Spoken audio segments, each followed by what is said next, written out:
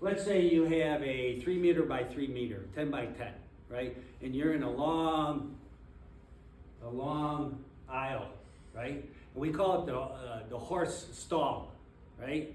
You got a counter, here you are, there's the aisle, and everybody's looking out like this. Who's gonna come into my booth, right? And people are just walking by. And if you're just sitting there with a banner like this, nobody's gonna stop. Everybody, you got, how many exhibitors at Messe? We had like 60 this year. Huh? 60? Oh, you mean altogether? Yeah. About 4,000? 4,000 booths. Why should they stop at your booth? Right?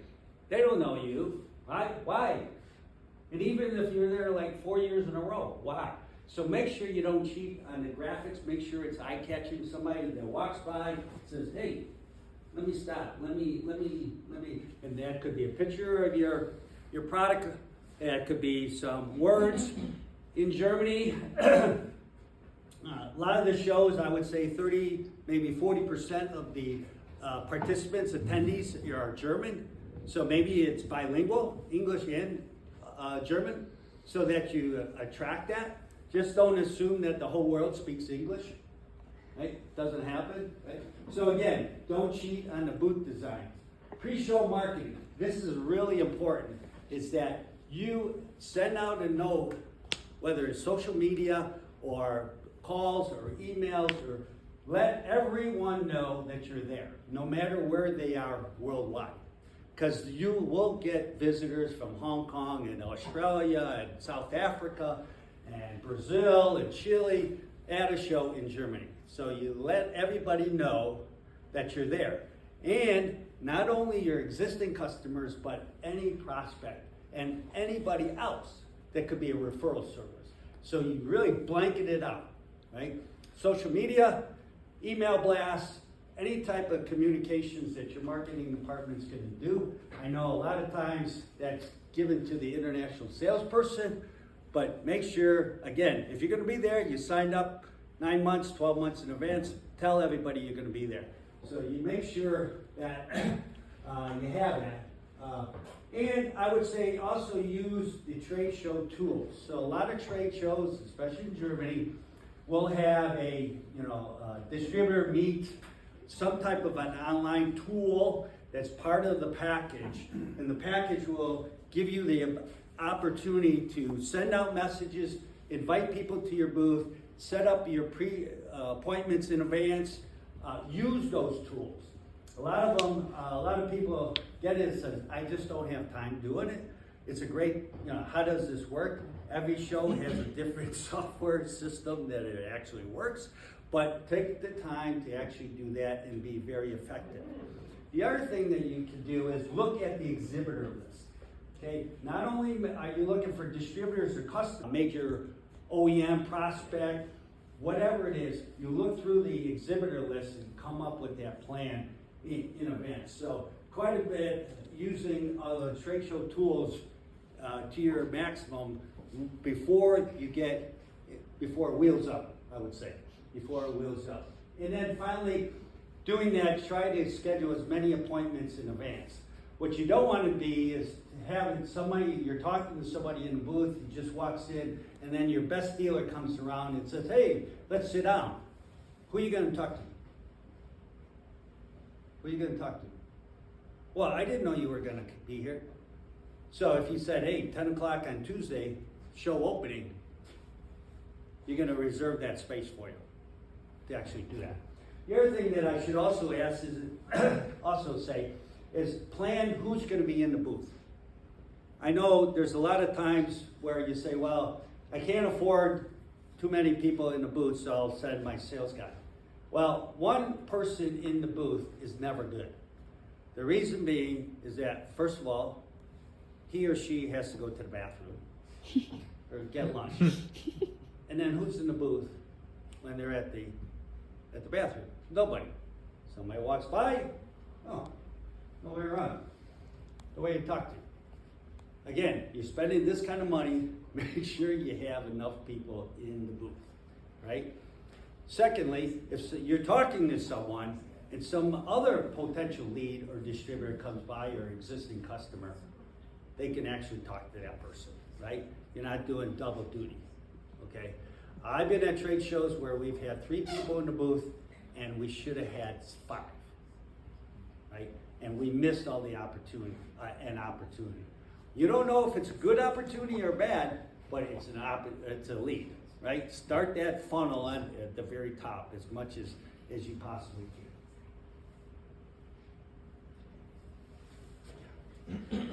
Sorry, it's going to click on this again. One second.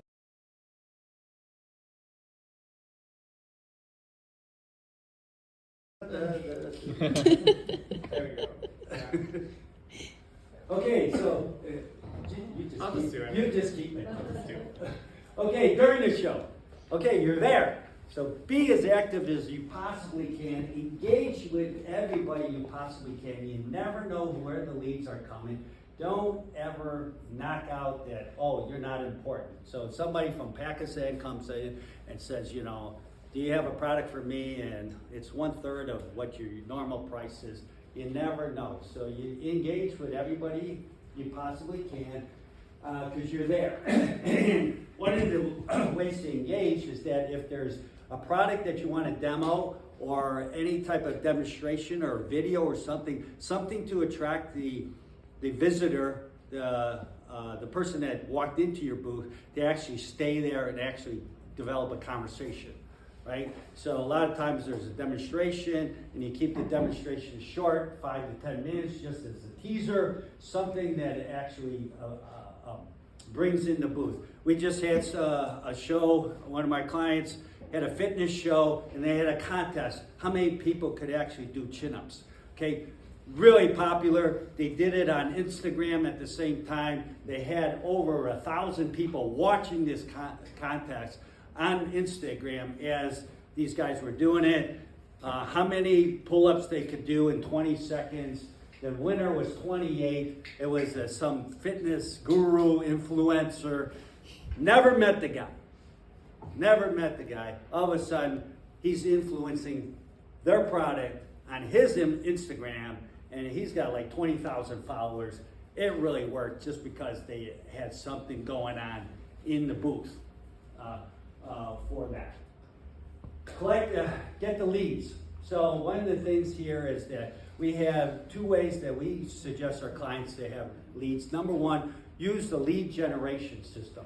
Okay, so a lot of places you can scan the badges, whether it's a QR code or a barcode or something like that, and that captures whatever information was signed up when they got their ticket. Use that system. Most of the time it's free. There's probably an added version to it. After that, it's up to you to decide if that's worth the investment or not, but definitely use any show lead generation tool that is used. The other thing here is that maybe you print out some, what I would call visitor pieces of paper. And if you sit down and you're taking notes or you do it on your laptop or some other way of doing this, make sure you have good notes. And don't do it just on the back of the guy's business card, right? There's not a lot that you can actually put on here that you're going to remember in 2 weeks what was actually said in the booth, right? So make sure you have adequate. One tool that's we're experimenting is Otter AI and some of these others where you record it and then you say, okay, summarize it, and then maybe that adds to it. So very convenient. It's an AI tool that I think is going to be well done going forward. I know at a show in Dubai, they actually have it off of the lead generation capture tool that I can actually record a message. And so you basically tell blah, blah, blah, blah for 30, 45 seconds. It comes out with the text, okay? And, you know, at least you got an idea what that's going to be going forward. Networking, again, there's a lot of, if there's a show, if you're at a U.S. pavilion, most likely there's going to be some kind of reception with the ambassador or consul general. Go to those, but don't just sit there and enjoy the hors d'oeuvres and have a couple beers. Network the hell out of it. right? It's all about quantity. It's all about quantity. Meet those people. Again, you got your phone, voice a recorder, come up with your notes, whatever that possibly can. We talked about product promotion, live demonstrations, demos, and the like. Brand representation, again, goes back to your plan. Why are you there? If you're pushing your brand, make sure that the graphics are visible. That really promotes your brand and the industry that you're in and why you're there. So whatever your tagline is, whatever your little blip, what kind of company are you? A lot of people have their brand. Again, people don't know who you are. So you gotta have some explanation. Expert in industrial tools. Yeah, that could be in anything, right? So again, something that really promotes your brand. And then finally, the social media engagement. We talked about Instagram. Get Instagram. You could do Facebook. You could do a YouTube video. We've had YouTube videos taken during the show, posted on your social media. Come visit me. And we've had guys on day one. We posted a YouTube video. Somebody came around day 3. They say, I saw your YouTube video, right? I was really interested. Tell me more about it. Okay.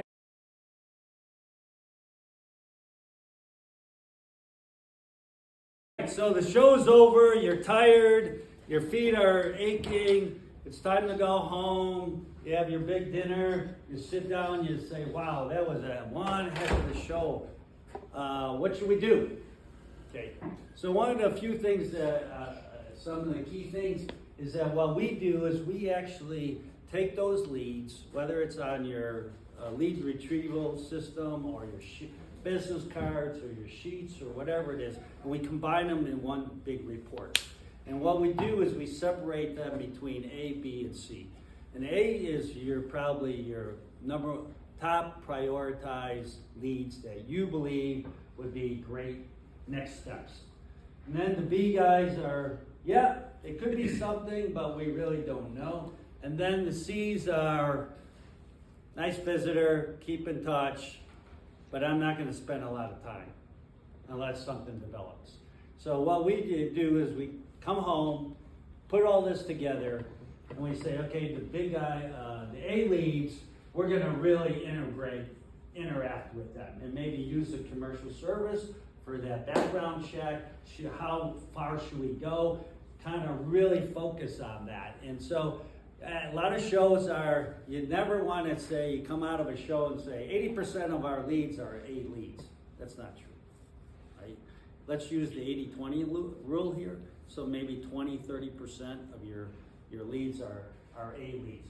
And these are the people that you're going to get back to right away, engage, more marketing material, follow up on everything that was discussed when you sat down with them, really start the engagement back and forth to actually develop, do your background checks, and say, okay, how does that fit in my customer profile? How does that fit in my distributor network?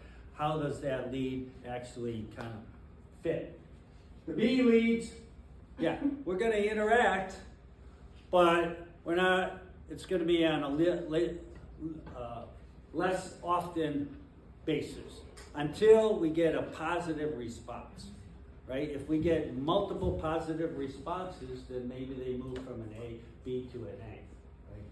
And then finally, the C ones is we're going to be cordial, we're going to have them. We've had C leads that were C year 1, C year 2, B year 3, and 4.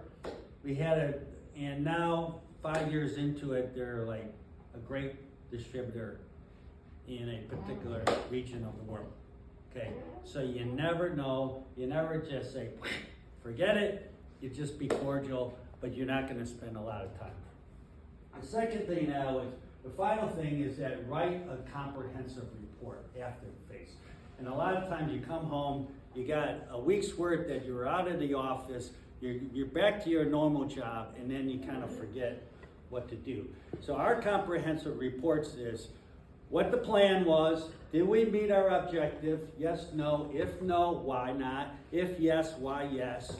We're good about the show? The booth, location, size, graphics. What was the positives? And then where are the improvement the next time we're going to do this show or any other show? So did our hotel, was the wrong hotel? Was it too far? All the notes that you really do. And we like to do it very detailed to the point where don't go on this train, go on,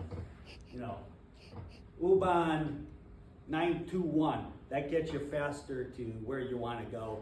All this detail really helps next year or in 2 years when you're doing this all over again. So I would really encourage, in fact, we encourage our clients to say, okay, the show ends on a Thursday, fly home on Saturday, rest on Friday, and write your report that actually sums it up, prioritize it.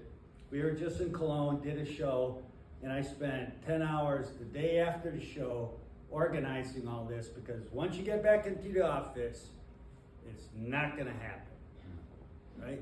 You just spent 30,000 euros. It's all about the follow-up. It's all about the follow-up. And then, your boss, owner, CEO, CFO will always say, was there a return on that? Was it worth the investment? You never know until it's going to be in the future, right? There's not an immediate ROI, or I should say return on that investment. So really track it throughout the year and after the year as well, right? And that's is going to be proof, should I spend the money in the future. Okay, so that's trade shows. Any questions? Ken, I have one. For some of the smaller companies that are maybe joining us online or in the audience, when they hear 30,000 euros, it's like, ugh. Exactly. That's, I might not even be making that much this year. How can they still take advantage of these shows and perhaps get themselves marketed or situated or gain some sales? Yeah, that's a good point. And I think Aaron's going to address that if you're a Wisconsin company. Okay. If there's any Illinois companies, you have the ISTEP program as well. The IMAG is a great tool that's supported by the state. So I'll leave Aaron to talk about that. But again, this is back to the ROI. You have resources to help you along the way, whether it's the German American Chamber, the Messe itself, the Wisconsin DEC. You can call me. We can talk through it as well. Lita? I just wanted to add, I don't know if people know, but in Wisconsin, there's a really significant worldwide trade show booth manufacturer called Dursi Company, and they will build customized trade show booths, or they'll do, kind of standard, and of course you'd be working with your trade show exhibition company, but Dursi is a really well-known in the industry for trade show booth development. And then I was curious if you had ideas about those little eye-catching gimmicks like the pull-up contest or like giveaways. What should companies budget? Yeah, well, again, so we're looking for something to grab people, right? Right? A lot of swag, pens and stuff like that. I'm not big on that, right? Because it's a pen. How about chocolate?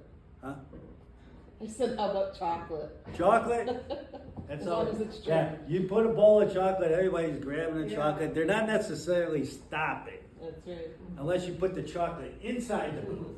Have something interactive at your booth. Yeah. That people feel like, oh, I want to stop. I want to stop. Grab I and want put to in my stop. bag. Right? Is there a resource that kind of lists ideas for that?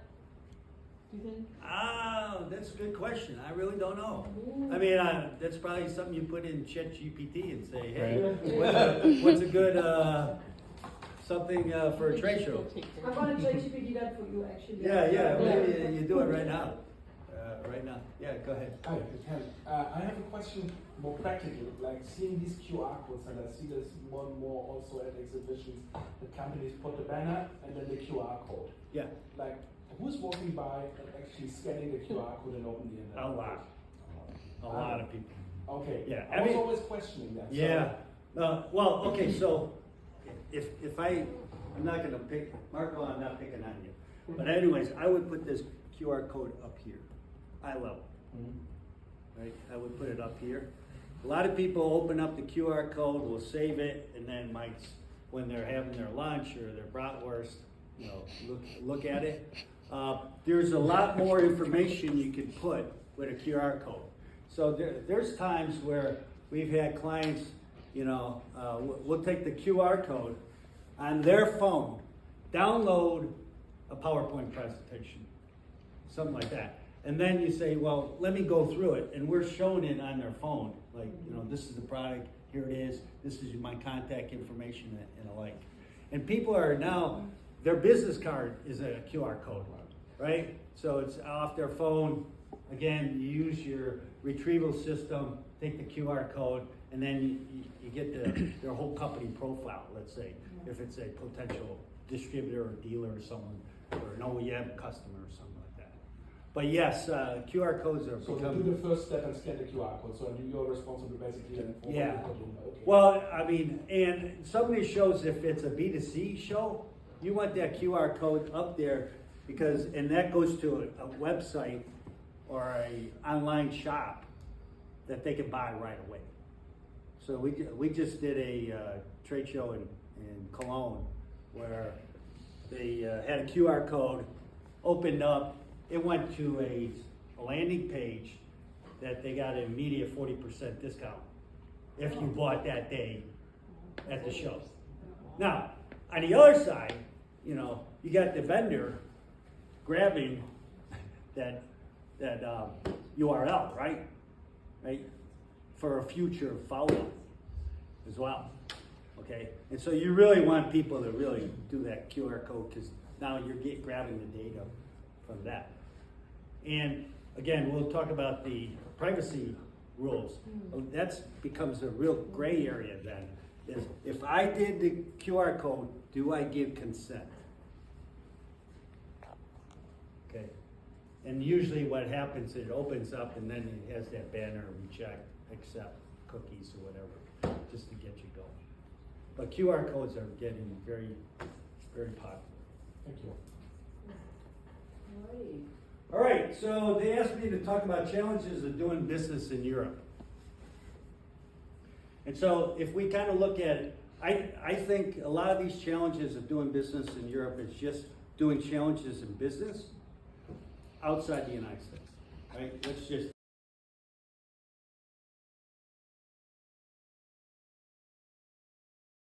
okay. So we'll just take a look at number one, a different regulatory market. Yes. So if you're in food, right, there's the CE mark that you need, kind of similar, not similar, but kind of like UL or CUL, right, but much more intense.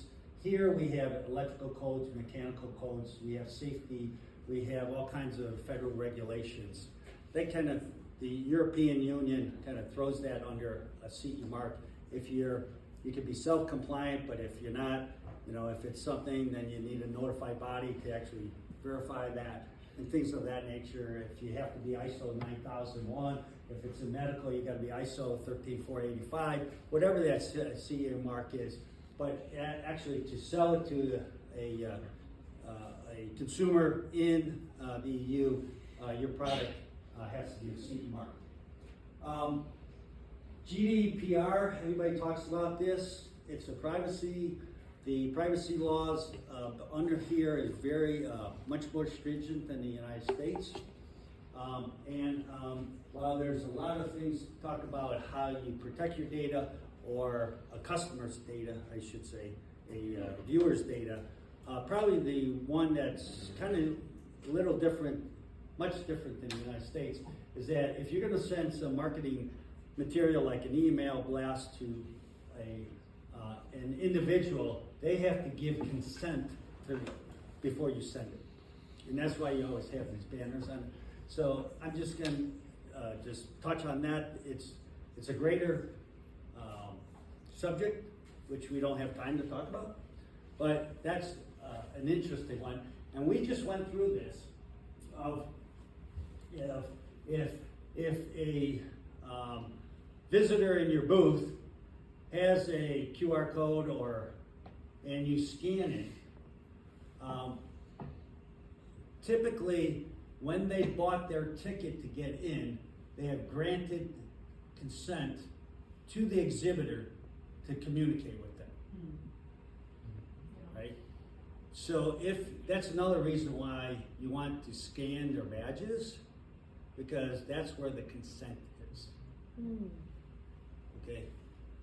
And again, this is something that it's in the fine print when you tick up, do you agree to all the terms and conditions when you buy your exhibitor pass, or non-exhibitor pass, but your entrance pass?